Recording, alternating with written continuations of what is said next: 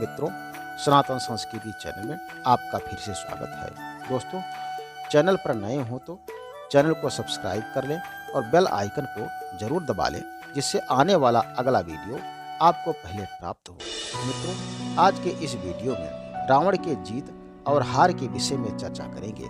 दोस्तों, रावण त्रेता युग के राक्षस कुल का सबसे शक्तिशाली राक्षस था।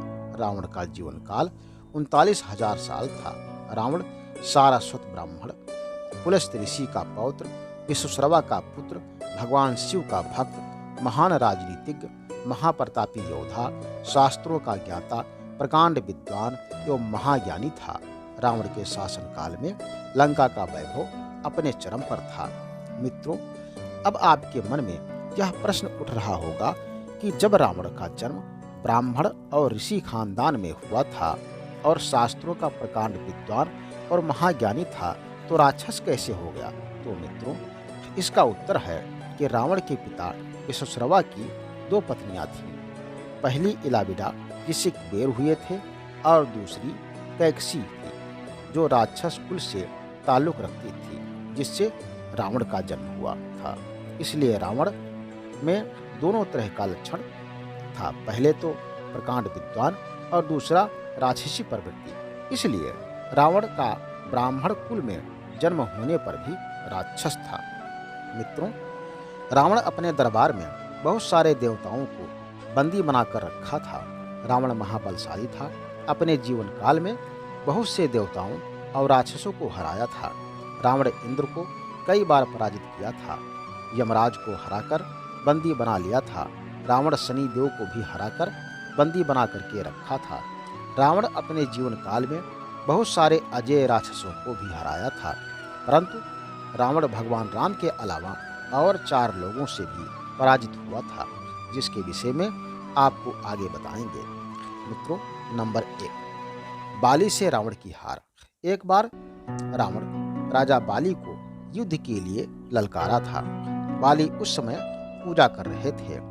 रावण बार बार युद्ध के लिए ललकार रहा था, जिससे बाली के पूजा में बाधा उत्पन्न हो रही थी। जब रावण नहीं माना, तब बाली ने रावण को अपनी कांख यानी बाजू में दबाकर समुद्र की परिक्रमा करके अपनी पूजा कंप्लीट करके तब रावण को छोड़ा। इस बीच रावण ने बहुत कोशिश की, लेकिन बाली के कांख से आजाद नहीं हो पाया। मित्रों, नंबर 2, राजा बलि से भी हारा था। दैत्यराज राजा बलि पाताल लोक के राजा थे। एक बार रावण राजा बलि से युद्ध करने के लिए पाताल लोक में जा पहुंचा।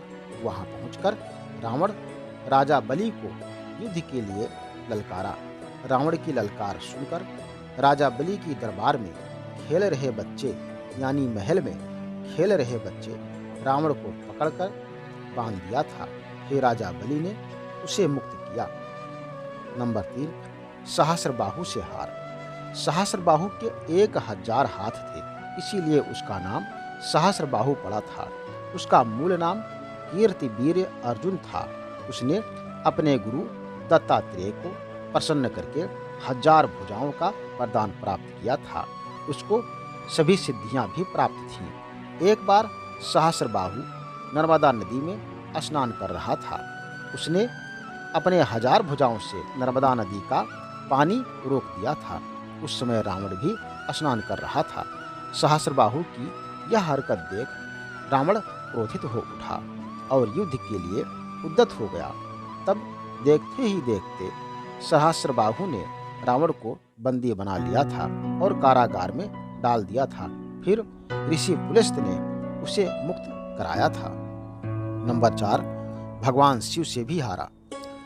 रावण अपने शक्ति के घमंड में चूर एक बार कैलाश पर्वत पर शिव जी को हराने के लिए पहुंच गया था। रावण ने शिव जी को युद्ध के लिए ललकारा, लेकिन भगवान शिव ध्यान में लीन थे। फिर रावण कैलाश पर्वत को उठाने लगा। तब शिव जी ने अपने पैर के अंगूठे से कैलाश पर्वत का भार बढ़ा दिया और रावण का हाथ पर्वत के नीचे दब गया। रावण ने बहुत कोशिश कर ली, लेकिन उसका हाथ नहीं निकल सका।